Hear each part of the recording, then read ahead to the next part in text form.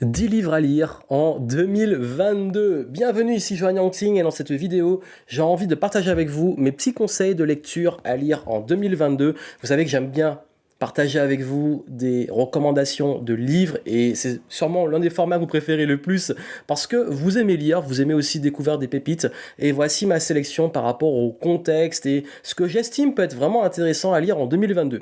Il y a différents types de livres dans différentes catégories, il y a des livres en français, en anglais, je vous laisse faire le tri et si vous voulez justement plus de vidéos sur les livres et plus de recommandations, vous avez ma playlist sur ma chaîne YouTube avec plein de catégories de livres et autres recommandations et aussi si vous le souhaitez, abonnez-vous à la chaîne YouTube. Comme ça, vous avez des recommandations aussi, des conseils pour la vie, pour les affaires de façon régulière. Et surtout, de temps en temps, je vous fais des petites sélections de livres ainsi. Et si vous voulez avoir un peu mes lectures au quotidien, mes pépites découvertes et tout, suivez aussi mon compte Instagram. Donc voilà pour les infos. On va rentrer dans le vif du sujet. Voici les 10 livres que je vous recommande vraiment de lire en 2022. Le premier, c'est d'un auteur dont je parle très souvent et je pense que par rapport au contexte dans lequel nous vivons à l'heure actuelle dans le monde de 2022, vous devez absolument lire Première et dernière liberté de Jiddu Krishnamurti. Donc, je le recommande souvent, mais vraiment par rapport au contexte que nous avons en ce moment et toutes les questions sur la liberté, sur aussi nos états d'anxiété, de souffrance, etc. Pas mal de questions même sur la vie. Je vous recommande cet ouvrage. Ce livre a une approche à la fois philosophique et même spirituelle sur le rapport que nous avons avec nous-mêmes, au changement, au système. Donc vraiment, je vous recommande de lire, si vous ne l'avez pas encore lu, Première et dernière liberté de Krishnamurti. Deuxième livre, alors celui-ci n'est pas très connu. Il s'appelle Ravage. Et ce livre, alors je vous préviens, c'est une dystopie et forcément ce type de livre demande de le lire si on est un bon mindset, sinon il risque un peu de vous plomber et ça remet aussi beaucoup en question notre rapport que nous avons à la technologie, etc. C'est un livre qui a été écrit durant la Seconde Guerre mondiale mais qui avait déjà une vision assez pessimiste du rapport que nous avons à la technologie et tout. Il est toujours valable mais vraiment c'est intéressant. Il est un peu... On parle beaucoup de 1984 de George Orwell, surtout dans le contexte que nous avons en ce moment, mais celui-ci pour moi c'est une approche un peu différente, forcément c'est pas forcément la même chose, mais c'est surtout que, en fait je peux pas en dire beaucoup parce que sinon je vous spoil et j'ai envie que vous découvriez le livre, mais tout le monde parle de Orwell, mais je pense que Ravage mériterait d'être un peu plus connu, même s'il est quand même assez connu. Et si vous voulez avoir un roman, une dystopie par rapport à la vision que pouvaient avoir les gens du futur, en gardant bien entendu des good vibes et en ne vous laissant pas plomber par le livre, mais surtout en le voyant plus comme une fiction et comme peut-être des leçons à prendre par rapport aux enjeux que nous avons aujourd'hui. Et finalement, on se rend compte que beaucoup de questions qu'on se pose par rapport à la technologie et tout maintenant étaient des questions qu'on se posait déjà il y a plusieurs dizaines d'années. Le livre suivant, c'est Sortir du labyrinthe de Spencer Johnson, qui est un livre qui se lit assez vite, qui est d'ailleurs la suite de Qui a piqué mon fromage, que je vous recommande aussi, que j'ai aussi dans la bibliothèque. Et ce livre-là, c'est vraiment un livre sur comment gérer les problématiques, les blocages du quotidien. C'est un état d'esprit, c'est un mindset avec une métaphore, comme d'habitude, que je vous laisserai découvrir. Et ce qui est intéressant dans ce livre, c'est que justement, ça nous amène à voir les choses sous un angle différent, avoir notre vie sous un angle différent et de plus rester tout le temps bloqué, figé. Et c'est vraiment un livre excellent sur le changement, sur le mouvement, sur la remise en question, etc. Donc vraiment l'importance d'évoluer, surtout dans un monde qui change. Donc je vous le recommande surtout dans le contexte actuel, sortir du labyrinthe si vous êtes senti justement aujourd'hui un peu bloqué dans votre vie, dans votre carrière, etc. Parlons maintenant du dernier livre de Gary Vaynerchuk, très connu aux États-Unis, 12 and a Half. C'est un livre qui va vraiment, là où il aborde justement le thème du mindset, pour le coup. Il a fait beaucoup de livres sur notamment le marketing et tout, et là c'est vraiment le mindset entrepreneur. Donc Gary, en fait, là il va plus aller chercher aussi des échanges avec d'autres personnalités, mais si vous regardez ces vidéos, vous savez un petit peu ce qu'il raconte, c'est vrai que c'est un petit peu redondant, mais c'est intéressant, ça donne un gros coup de boost sur le mindset pour ceux qui en ont besoin. Moi j'ai bien aimé, ça fait des petits rappels sur des points intéressants, d'avoir aussi sa vision, justement la vision un peu plus américaine, optimiste, et la capacité aussi à garder les pieds sur terre sur les vraies difficultés de l'entrepreneuriat et l'importance de la santé mentale et surtout de l'état d'esprit. Donc voilà, dernier livre de Gary Vaynerchuk, je vous le recommande. Le livre suivant, c'est un bon gros pavé, mais qui va donner un gros coup de boost en termes de mindset, c'est Responsabilité absolue. Je l'ai lu à la base en version originale que j'avais sur Kindle, j'ai vu que maintenant il est sorti en français, donc je vais l'acheter pour l'avoir en papier. Alors là, c'est vraiment la méthode Navy Seals pour développer un mindset à succès, du leadership, prendre la pleine responsabilité de ce qui se passe et vraiment prendre le leadership. C'est un super livre sur le leadership, c'est très américain dans la façon de faire, mais surtout, je pense que c'est important aussi d'avoir accès à ce mindset, de voir que dans des situations de vrais dangers, dans des vraies situations où là, des vies sont en jeu, de voir qu'est-ce qu'on peut tirer des leaders et comment on peut l'appliquer à nos petites échelles très modestes où nous ne jouons pas nos vies, mais nous vivons nos vies et nous sommes responsables justement de vie des personnes qui nous suivent et de notre propre vie.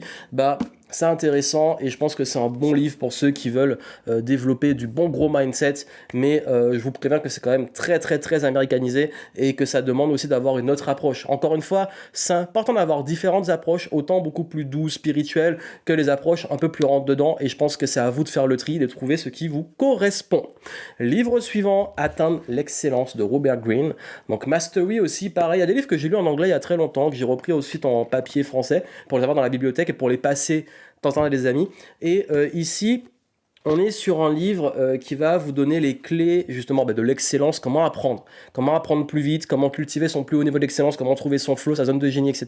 Ça vous donne plein de petits conseils qui sont intéressants et j'aime bien cet auteur. Donc là, vraiment, vous allez voir, il y a plusieurs sujets sur la partie émotionnelle, la partie apprentissage, la partie aussi comment réussir à devenir bon dans un domaine, comment aussi à devenir indispensable, des choses comme ça qui sont vraiment importantes. Donc, Atteindre l'excellence de Robert Greene, si vous ne l'avez pas encore lu, lisez-le.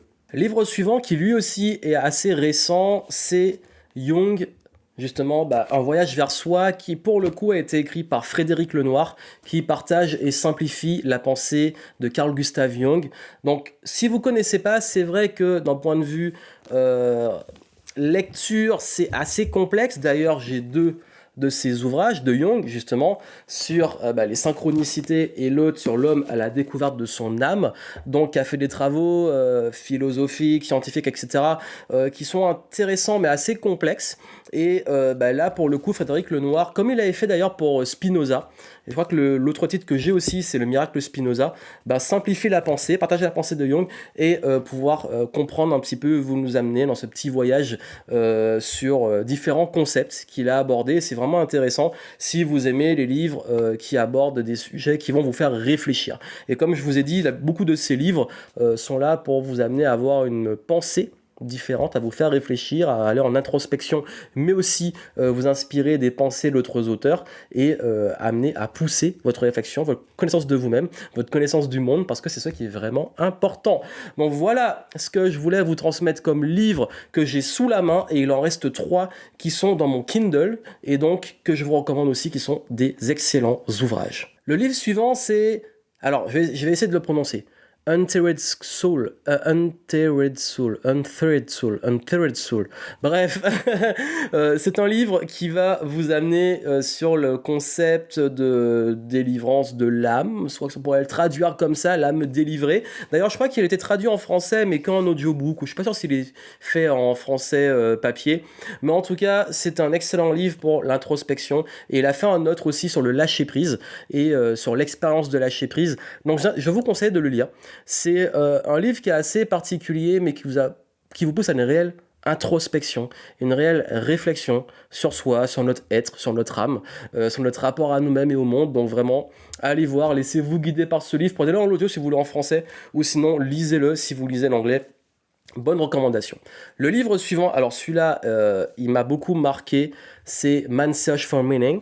C'est un livre sur comment trouver du sens dans les pires situations. Donc là, pour le coup, comment trouver du sens et même du bonheur dans un camp de concentration.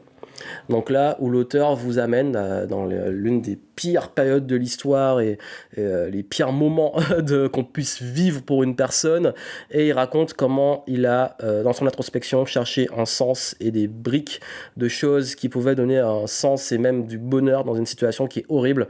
Et je trouve que c'est une belle leçon de vie pour nous qui vivons quand même à une époque, en tout cas si on est, pour ceux qui sont en France, dans une bonne situation, on a tout. On se rend pas compte des choses, on perd la gratitude, et de réussir à avoir cette vision, de revenir sur l'essentiel, sur le sens dans même les pires situations, c'est une belle leçon de vie pour se rappeler l'importance que finalement, dans ce qu'on peut vivre, même le pire, nous avons une belle capacité de résilience et surtout une capacité aussi à donner le sens qu'on veut aux choses. Et le dire de quelqu'un qui, quand on le dit et qu'on vit une vie, je dirais qu'il n'y a pas d'énormes problèmes, on peut dire mais c'est facile, et d'avoir des personnes comme ça qui vivent le pire et les choses horribles, qui nous transmettent ce message, je trouve ça beau. Et c'est ça que j'ai beaucoup d'admiration pour les personnes qui partagent ces messages et qui vivent les choses difficiles, parce que pour moi ça me donne un bon coup d'humilité et aussi d'apprendre que c'est à nous dans nos vies de donner du sens et de trouver justement quel sens on donne aux choses, même les pires qui nous arrivent. Et enfin, le dernier, c'est Psychology of Money, sur la psychologie de l'argent, directement, simplement, qui est un livre que j'ai bien aimé, que j'ai lu récemment, on m'a beaucoup recommandé, donc je l'ai lu, qui parle du rapport à l'argent. Et c'est vraiment intéressant de voir que le rapport à l'argent est avant tout dans la tête. Ça, je le sais, et vous le savez depuis très longtemps, mais aussi il explique tous les concepts sur quel rapport nous avons à l'argent, comment il peut devenir toxique, comment il peut être positif, comment on peut aussi se réconcilier avec l'argent, et comment aussi l'argent peut être justement un très très très mauvais maître, mais un très bon serviteur. Donc je vous recommande de lire ce livre, Psychology of Money, et voici les livres que je voulais partager avec vous cette année. Si vous les avez pas encore lus, mettez-le dans vos listes de lecture de l'année 2022, et comme je vous ai dit, si vous voulez plus de recommandations de livres, j'ai fait des playlists pour ça. Si vous voulez suivre mon quotidien de lecture sur Instagram, en stories et sur les posts que je fais, et puis surtout abonnez-vous à la chaîne si vous voulez des recommandations et continuer d'apprendre, d'évoluer. Et mon but, comme je l'ai dit modestement, c'est de vous aider à pousser votre réflexion, connaissance de vous, d'apprendre des choses, d'apprendre sur vous, de développer des compétences dans vos business, dans votre vie personnelle, dans votre vie professionnelle, pour qu'on puisse continuer de progresser et avancer ensemble. Voilà pour les références. Je vous souhaite encore une fois une excellente année 2022. Continuez d'apprendre, restez curieux et surtout continuez de kiffer les games. À très bientôt.